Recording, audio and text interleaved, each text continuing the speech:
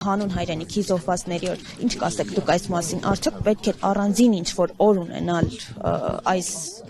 զոհվածներին հարգելու համար, թե հնարավոր է միայն մնացած օրերը։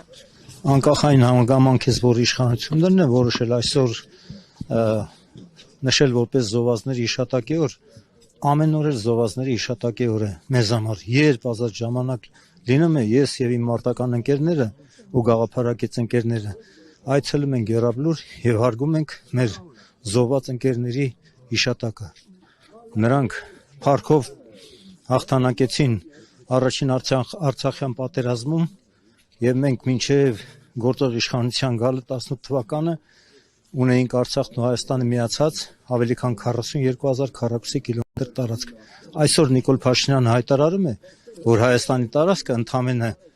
ուրեմն 29700 քառակուսի կիլոմետր տարածք է։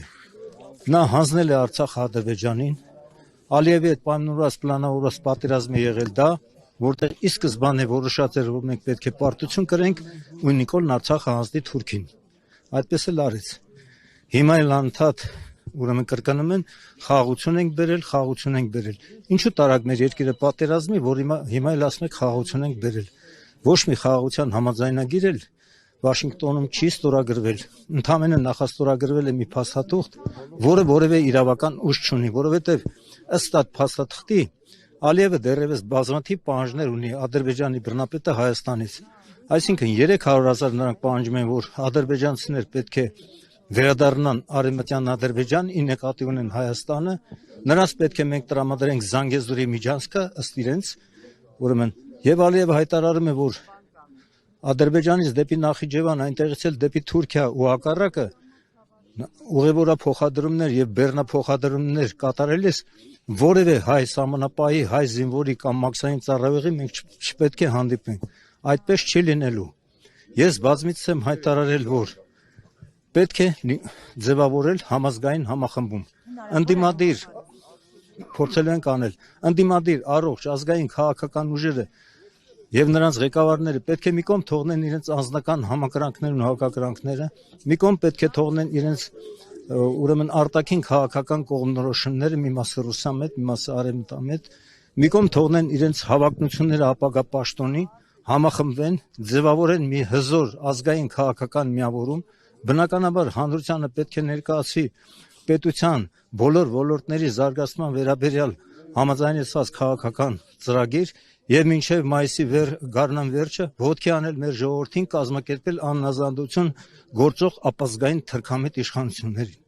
Պետք է պարտադրել Նիկոլ Փաշինյանի եւ նրա կառավարության հերացումը ու գործող ազգային ժողովի լուծարումը։ Կարճ ժամկետի համար պետք է ձևավորել ժամանակավոր անցումային կառավարություն, որը կնախապատրաստի եւ կիրականացնի Հայաստանի Հանրապետության ազգային ժողովի նոր ընտրություններ։ Եթե մենք մինչև գարնան վերջը չկարողացանք այս խնդիրը լուծել, գործող իշխանությունները օգտագործելով իրենց վարչական լծակները, ֆինանսական միջոցները, ընտրակեղծիքների տեխնոլոգիաները, ադրբեջանա-թուրքական արտաքին աջակցությունը երկարաձգելու են իրենց իշխանությունը եւ Հայաստանը դարձնելու են ադրբեջանա-թուրքական վիլայետ։ Բայց այդպես չի լինելու։ Մենք ազատամարտիկներս մեր կյանքի գնով պայքարելու ենք այս դավաճան թրքամետ իշխանության դեմ եւ անպայման պետք է հեռացնել մինչեւ նորից եմ կրկնում այս տարվա գարնան վերջը գործող ապազգային թրքամետ իշխանությանը։ Տեսեք, այսօր առավոտյան, վաղ առավոտյան Նիկոլ Փաշինյանը եւ Վահագն Խաչատուրյանը, որը երկրի նախագահն է, սակայն վերջինիս շատ մարդիկ չեն ճանաչում, եկել են Եռաբլուր զինվորական պանթեոն, սակայն զոհվածների ծնողներին չեն մոտեցել, Արցախի կանչը հուշակոթողին չեն մոտեցել, ծաղիկներ չեն խոնել։ Ձեր կարծիքով ի՞նչն է պատճառը, ինչ որ վախեր ունեն ծնողներից եւ այն ամենից, ինչը կապված է Արցախի հետ։ Ուրեմն բնականաբար նրանք չեն ուզում հանդիպել զոհված զինվորների եւ ազատամարտիկների ծնողներին, որովհետեւ տարիներ առաջ ես կոնկրետ ժամանակը չեմ հիշում, Եռաբլուրում ուրեմն նրանց ոստիկանության տարբեր ստորաբաժանումները զոհվածի ծնողներին, կին արմատին ոտի ձեռք էին անում, գցում էին մեքենաները եւ բերման էին ենթարկում, որովհետեւ նրանք փակում էին Նիկոլի ճանապարհը դեպի Եռաբլուր, որովհետեւ նրանք գիտակցում են եւ հասկանում են, որ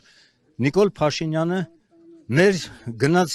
Արցախ 19 թվականին եւ իր ճղծղան ձայնով հայտարարեց Արցախն Հայաստանը եւ վերջ սրելով իրավիճակը հնարավորություն տալով Ադրբեջանին, առիթ տալով Ադրբեջանին սկսելու պատերազմ։ Բացի դրանից նրա կինը հայտարարեց թե նրանք զոհվել են առ ոչնչի։ Ես բազմիցս հայտարարել եմ ոչնչությունը իրենք են, նրանք զոհվել են հանուն հայրենիքի։ Իսկ հայրենիքից գաղափար չկա, այսինքն նրանք արժեզրկում են այդ պատերազմում զոհվածների հիշատակը։ Նրանք զոհվել են առ ոչնչի, այդպես են նրանք հայտարարում։ Բացի դրանից Նիկոլը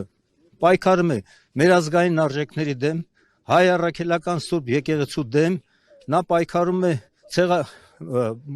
նա ասում է հայտարարում է որ մոռացեք ցեղասպանությունը, մոռացեք Արարատ լեռը, մոռացեք Արևմտյան Հայաստանը, նա ասում է եթե թուրքերն ասում են բան Արևմտյան Ադրբեջան Հայաստանին, մենք վիրավորվում ենք, բա որ մենք էլ ասում ենք Արևմտյան ուրեմն Հայաստան թուրքերը կվիրավորվեն, այդպիսի քաղաքականություն է տանում եւ բնականաբար որևէ իշխանություն հավերժ չի։ Վերջը գալու է եւ Նիկոլը լավ չի վերջացնելու։ Նա եւ իր գաղափարակից պաշտոնյաները ենթարկվելու են Հայաստանի Հանրապետության օրենսդրությամբ սահմանված կարգով դատական պատասխանատվության եւ ծմահ նստելու են։